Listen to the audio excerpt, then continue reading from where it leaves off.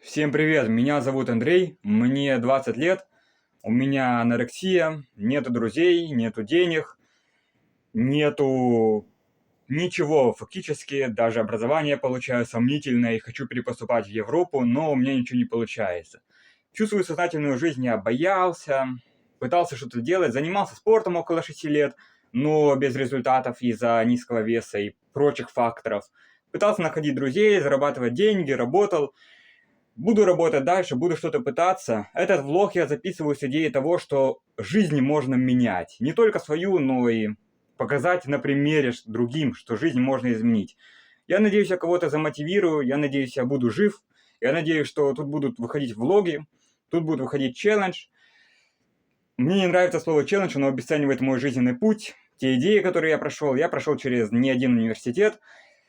И еще пройду, наверное. Поэтому давайте. Всем удачи, ребята. Держимся.